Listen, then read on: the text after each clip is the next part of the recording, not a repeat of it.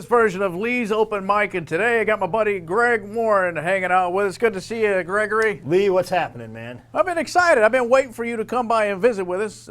One reason I'm a fan of yours, love your work, but oftentimes when I watch you work, I think he stole that from me. Is that right? No. But I do think you and I have the same sort of similar. Yeah, we have similar. Yeah, very much. And there's a few reasons for this. As I've thought about this. Well, your father was your coach, right? That's exactly right. Yeah, I think that was. And so your prism that you look through is sort of. Yeah. You know, the other day. So my brother calls me. Yeah. And says, "Hey, you need to call Dad. I think he's upset." And I'm like, "What about?" You know, he's like, "Yeah." He Googled himself, but he read, because he has the same name. Right. He Googled himself, and he read some article where you were interviewed, and you said playing for him was horrific. So I go, what? I don't even remember. And this was like when I was headlining up in Louisville. Oh, yeah. In that Leo the magazine. Problem with the internet, man. Yeah, and so the kid asked me, and I'm just trying to make the kid laugh that's interviewing me. No. I go back and reread the article, and I go, you know, I said that. But I go, Dad, I was talking about because you make a turnover, anything you do, these people get upset and they want to fire your dad, which is the only income the family has. Yeah. And for a 16 or 17-year-old kid, that's a lot of pressure. That's horrific. Yeah. It's not you, it's not us. Yeah. And then I go, but Dad, like 3 paragraphs down, the kid asked, he goes, why do you do comedy? I said, well, because, you know, I'd watched David Letterman, and it made my dad laugh, and, you know, I guess... Yeah, I don't care about that. Yeah. What he said was, well, I didn't read all that part. I bet. He got that thing where he said mad. That's it. That's when he made the phone call to your brother. Yeah. That's great. Yeah. That's. But you did. Your game was wrestling, though. Yeah. It wasn't... basketball when we played. Yeah, I know. And wrestling, fortunately, like, my dad wasn't going to get fired over my mistake or my... bad match, because people didn't care as much as they did about basketball. Yeah. That was like, the kid that messed up the VCR from the AV club would have got fired before, his dad would have got fired before me. Yeah, they didn't care as much. But it wasn't, it was, I look back and there was a lot of, nice moments, but there were some. I know, I wouldn't trade it for anything. Yeah, exactly. And that's what I told him. I wouldn't trade it for anything, but there's no way it wasn't stressful at some points. No, absolutely. Yeah. But I think it sort of gives you a narrative later on in life. Oh, absolutely. Yeah. Because, I find myself fantasizing now about wanting to coach or really just yelling at kids. Just want to yell. Don't you? I mean, isn't that part of your DNA? Well, I did coach with him. Did you? I coached a little bit. Yeah. In my life, off and on, I've coached a little bit of high school wrestling. And it came a lot more naturally than I thought. It is part of my DNA, you know. Sometimes I wish I went on the road so much because I think maybe I might be better at that. But yeah, it's funny because, I've always said, people are like, oh, your dad was a coach, and they always sort of talk about how difficult it must have been. Yeah.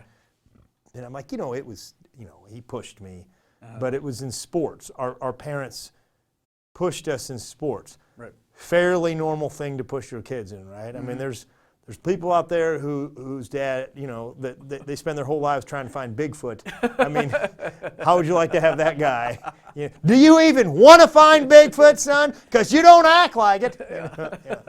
There's that situation. Yeah. But I think it gives guys like you and I a bit of an edge. Oh yeah. Like when I'm on stage and things aren't going well, I've faced adversity before. Way worse. Yeah, way worse in a way. I don't know if it's way worse. No, it's a different. But I know that it's not imminent death that's going to follow. Sure. I can deal with when this the chips loss. are down, you stay a little cool in the pocket. They're the one problem that it took me a while to get through was, in wrestling, when you're facing, when the chips are down or when there's adversity, you got to get tough and you got to go after the guy. Right. And I sort of on stage a couple times, especially with the early hecklers, amped it up too much. Way too early. I've made that mistake. I'm just like, what am I doing, man? I have learned now to just physically lean back, and physically smile. Like, make yourself smile, and then think whatever you want to think, and just take a beat. Right. Which actually, with the audience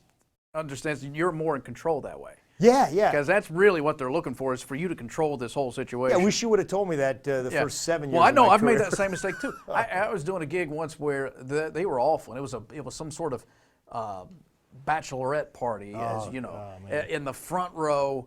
That with my middle act, some girl out of Nashville, and she was doing fine. She was a professional, doing a good job, but they decided they had enough. Started getting on the stage and take photos of each other during her act. During the show? During her act. That's... And so she officially just no, I'm watching this. It didn't happen to me organically where I could deal with it. Yeah. So I am so amped up and angry that when I go on stage, I just go at them. Way too hard. And I'm way too. And they're like, wait a minute, we didn't have any. Yeah, kind of and not history. just the bridal party. Everybody hates me now. Yeah. Who's this little angry guy? That's yelling at us. We didn't do anything. Yeah. So it was way too much. So I've learned that lesson several times. It is tricky. I mean, because you do get the thing that you hate to see is when they start to control the show, and then I did. I was in a situation, it was in L.A. years ago at this little club called the Ha Ha Club, and Ha Ha Comedy Club, and I went up and I saw the people before me. There was some inexperienced comics, and there were some guys in the front row. They were young punk kids, and they were not just answering, they were talking on their phone during the show.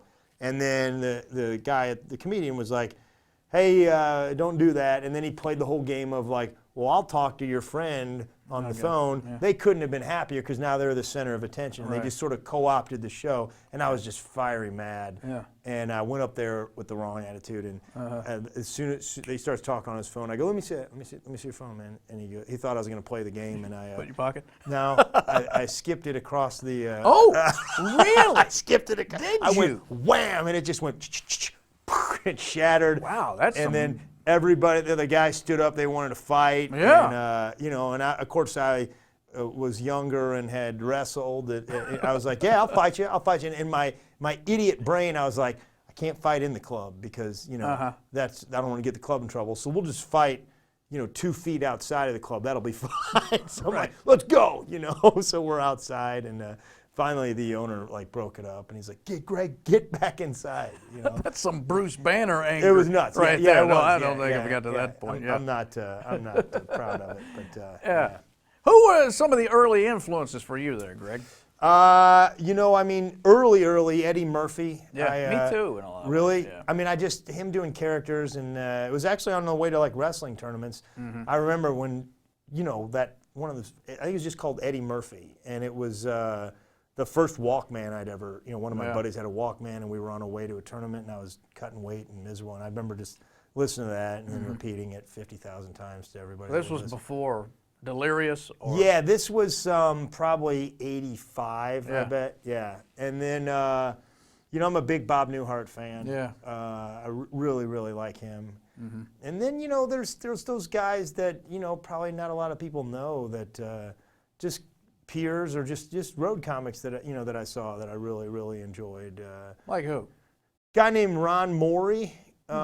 Really, really funny guy and was very, kind to me when I was starting out. Yeah. Mark Gross was the guy that's helped me out quite a bit. He's a writer. Right. Yeah. And then, some of my peers, I think, have shaped my sense of humor as much as anybody. Henry Phillips and Mike Birbiglia and Tommy John again. You're around funny people. Right. Somebody that both you and I like a lot, Tim Wilson. There's not a day goes by I don't think about something Tim has said. Oh yeah, I was done. quoting him this morning. Man. Yeah. There's something about the SEC, and I was doing his, Bobby Bowden impression. Yeah. They're good kids. They're good kids. They did. Yeah. Yeah, again, it's Bob Newhart, though. I love the relationship that he had with Don Rickles. That they were best friends. Yeah, they were like buddies. And so opposite in the spectrum as far as performing, though. Yeah. The way they go about it. Thought that about me and you. I mean, whereas I'm a good person. That's right. That's right. Yeah. But that slow burn delivery, man, that he does is so good. Yeah, it's just a very.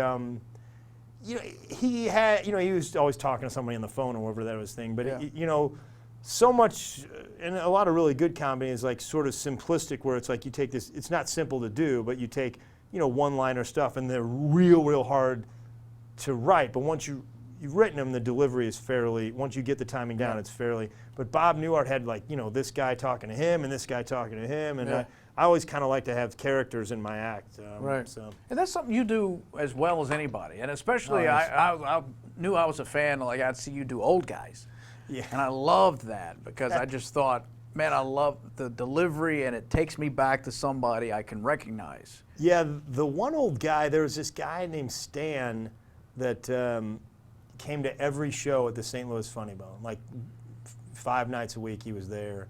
And, you know, I never really, it was just Stan, and I just at one point started talking like Stan, and then I made it into a character in my act, but it's just Stan, you know. Right. Hey, fella's over there. Greg Warren, again, who is one of our favorites, and if you get a chance to see Greg on the road, out and about, please stop in and treat yourself. You're going to love it. Greg, good to see you, buddy, as Hey, always. Lee, thanks for having me, man. Taking time and hanging out with us. That'll do it for this version of Lee's Open Mic.